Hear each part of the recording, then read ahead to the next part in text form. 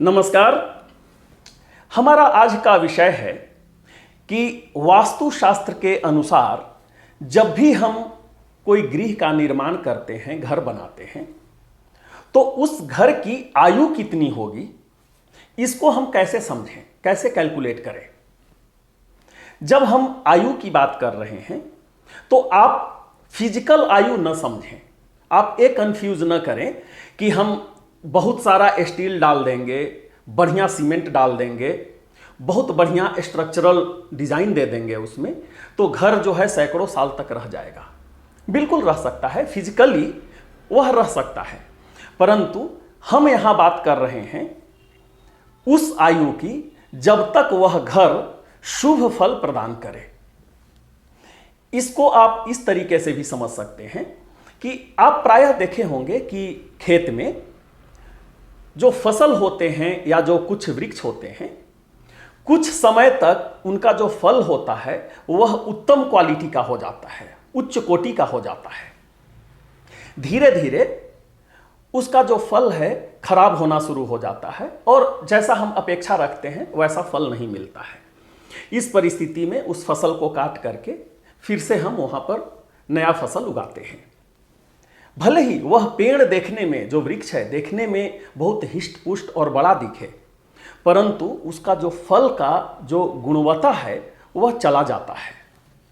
उसी प्रकार घर में भी जो उसकी आयु है, उस आयु के अनुसार ही घर शुभ फल प्रदान करता है। एक कालखंड के बाद में वह धीरे धीरे मतलब शुभ फल देना बंद कर देता है और कभी कभी तो बैकफायर भी हो जाता है, यह अशुभ फल देना शुरू कर देता है। अब बहुत सारे ऐसे भी महल हैं आज के दिन में जो स्ट्रक्चर के अनुसार में बहुत मजबूत हैं, बहुत विशाल महल हैं, परंतु आप उस महल में रह नहीं सकते हैं। देखिए, फिजिकली वह घर बहुत मजबूत है, वह महल बहुत मजबूत है, परंतु उसका जो शुभ फल देने का जो कालखंड है वह समाप्त हो गया है। तो हमारा विषय आज का यही है कि हम कैसे समझेंगे कि ये जो घर है, जो घर का हम निर्माण कर रहे हैं, उसकी आयु कितनी होगी, कितने वर्षों तक यह शुभ फल देने वाली होगी। इस चीज को समझाने के लिए हम एक कैलकुलेशन किए हैं और उस कैलकुलेशन के माध्यम से हम आपको कुछ उदाहरण के साथ में समझाएंगे कि इसको कैसे कैलकुलेट करना है और हम समझेंगे कि कितने दिनों तक ये जो घर है वह शुभ फल देने वाला होगा। यहां पर जो हम लंबाई और चौड़ाई जो हम लेने वाले हैं वह कोई फीट, मीटर, यार्ड इस मेजरमेंट में नहीं लेने वाले हैं, क्योंकि वास्तुशास्त्र के अनुसार ये कोई मेजरमेंट नहीं है। वास्तुशास्त्र के अनुसार कभी भी जो मेजरमेंट करना है, जो गृह का जो ओनर है, जिसका हम घर बनने वाला है, उसका हाथ का मेजरमेंट लेना है। और जब हम हाथ का बात करते हैं तो हाथ की शुरुआत यहां से होगी और अंत यहां पर। तो ये हाथ का मेजरमेंट ले करके ही ये कैलकुलेशन करना है कि उसकी लंबाई चौड़ाई कितनी होनी चाहिए। आप ऐसे भी समझें कि अगर दो व्यक्ति हैं जिनका जन्म एक ही स्थान पर एक ही समय में हुआ है, इसके बावजूद भी उनकी हाथ की जो रेखाएं हैं वो अलग होती हैं, उनका जो भाग्य होता है वह अलग हो जाता है। इसीलिए वास्तुशास्त्र में कभी भी हाथ या अंगुल का जो मेजरमेंट है उसी को कंसीडर करना है। तो चलिए हम आपको जो हम एक शीट बनाए हैं और उस शीट के माध्यम से हम ये समझेंगे कि घर का जो आयु है उसको कैसे कैलकुलेट करना है। इस शीट के माध्यम से हम ये समझने का कोशिश करेंगे कि घर की आयु को कैसे ज्ञात करना है। इसका जो फॉर्मूला है, जो सूत्र है, वह है क्षेत्रफल को 8 से गुना कर दीजिए और उसका जो गुणनफल आएगा उसमें 120 से भागा दे दीजिए। यही फॉर्मूला है। Area into 8 divided by 120। उसका जो शेष फल आएगा, रिमाइंडर जो शेष फल आएगा, वही घर की आयु होगी। अब देखिए, क्षेत्रफल के लिए अगर आप आयताकार या वर्गाकार अगर आप घर बना रहे हैं तो उसमें लंबाई गुना चौड़ाई कर देंगे तो आपको क्षेत्रफल निकल जाएगा। अगर आप कोई वृत्ताकार घर बनाना चाह रहे हैं तो उसके लिए पाई आर स्क्वायर, ठीक है, तो उस हिसाब से क्षेत्रफल निकाल सकते हैं। या फिर आप जो भी आकृति का घर बना रहे हैं, सबसे पहले आपको क्षेत्रफल निकाल लेना है और क्षेत्रफल में 8 से गुना करना है और फिर 120 से भाग दे देना है। जो उसका रिमाइंडर जो शेषफल आएगा वही गृह की आयु होगी। हम यहां पे क्या किए हैं कि 3 उदाहरण लिए हैं और इस 3 उदाहरण के माध्यम से यह समझने का कोशिश करेंगे कि थोड़ा सा अंतर हो जाने पे उसका जो घर की जो आयु है उसमें कितना बदलाव आ जाता है। हम यहां पर जो उदाहरण ले रहे हैं वह है आयताकार घर का। तो पहला जो उदाहरण है उसमें लंबाई है 33 हाथ और चौड़ाई है 27 हाथ का। तो ये दोनों का जब आप गुना कर देंगे तो इसका जो एरिया है, क्षेत्रफल जो है, यह हो जाएगा 891 और इसमें आपको 8 से गुना कर देना है।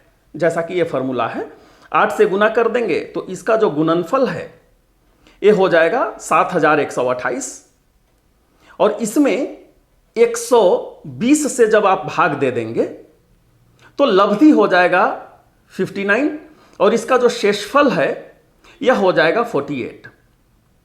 ठीक है, दूसरा जो उदाहरण है उसको देखिए। लंबाई हम सेम रखे हुए हैं 33 हाथ, चौड़ाई में क्या किए हैं कि हम 2 हाथ बढ़ा दिए, मतलब यहां पे 29 कर दिए 27 के जगह पे। तो इसका क्षेत्रफल हो गया, ये दोनों का गुना कर देंगे तो 957, बाद में फिर 8 से गुना करेंगे तो 7656 गुणनफल हो गया। इसको 120 से भाग देंगे तो लब्धि हो गया 63 और शेषफल हो गया 96। ये देखिए, यही जो शेषफल है वही घर की आयु है। आप यहां देखिए, तीसरा जो उदाहरण है उसमें लंबाई फिर से 33 फीट रख रहे हैं, चौड़ाई 31 फीट, फिर ये दोनों का गुना करेंगे तो क्षेत्रफल हो जाएगा 1023 हाथ, फिर से 33 हाथ 31 हाथ, ये इतना क्षेत्रफल हो गया। इसमें 8 से गुना करेंगे तो 8184 गुणनफल हो गया इसका। इसमें 120 से भाग देंगे तो लब्धि 68 और शेषफल 24। अब देखिए यहां पे अंतर, यहां पे चौड़ाई में सिर्फ 2-2 हाथ का हम किए हैं, लेकिन यहां पर जो घर की जो आयु है उसमें अंतर देख लीजिए। 48 वर्ष, 96 वर्ष और 24 वर्ष, ये इसकी आयु हो जाती है। तो देखिए, कभी भी जब भी हम घर का निर्माण करते हैं तो निर्माण करने से पहले ही जो वास्तु के ज्ञाता हैं उनसे कंसल्ट करना जरूरी है। एक बार जब आप कंसल्ट कर लेते हैं तो वे आपको बतला देते हैं कि कितनी लंबाई होनी चाहिए, कितनी चौड़ाई होनी चाहिए, और उस आधार पर यह निकल जाता है कि उस घर का कितना आयु होने वाला है। अब ये देखिए, जो लब्धि है और शेषफल है उसको कैसे निकालना है, थोड़ा सा हम यहां पर हम एक उदाहरण से आपको हम खाली समझा देते हैं इसको कैसे करना है। तो देखिए, हम पहला उदाहरण ले रहे हैं तो इसको हम क्या करेंगे, 7128 में आप 120 से हमको भागा देना है तो ये कितना हो जाएगा, 600। ठीक है, तो ये हो गया 112। इसमें हम फिर 8 डाल रहे हैं तो ये कितना हो जाएगा, 9।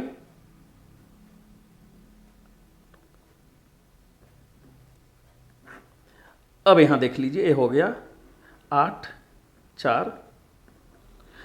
तो ये जो है वह है लब्धि, जो 59 जो आया है ये जो है सो लब्धि, और ये जो है ये हो गया शेषफल। तो ये जो शेषफल है, ठीक है, यही आपका जो घर का जो आयु है यही शेषफल है। और इसी तरीका से बाकी का भी आप कैलकुलेट कर सकते हैं। अब हम समझ चुके हैं कि घर की आयु कैसे कैलकुलेट करना है।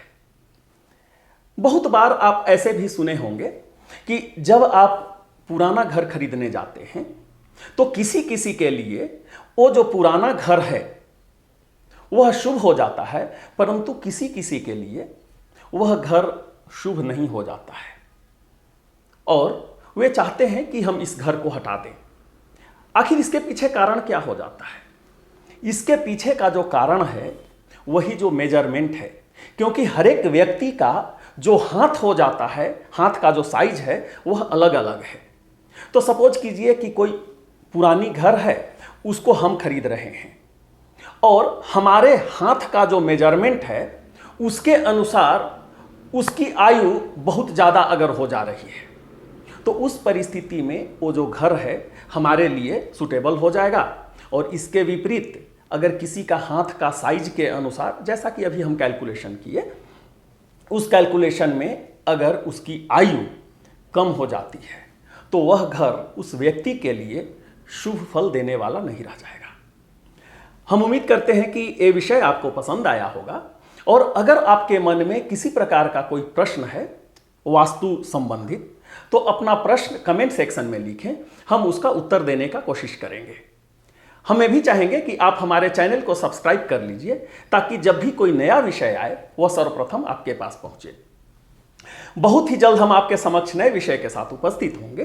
तब तक के लिए हम आपसे विदा लेते हैं। बहुत बहुत धन्यवाद। नमस्कार।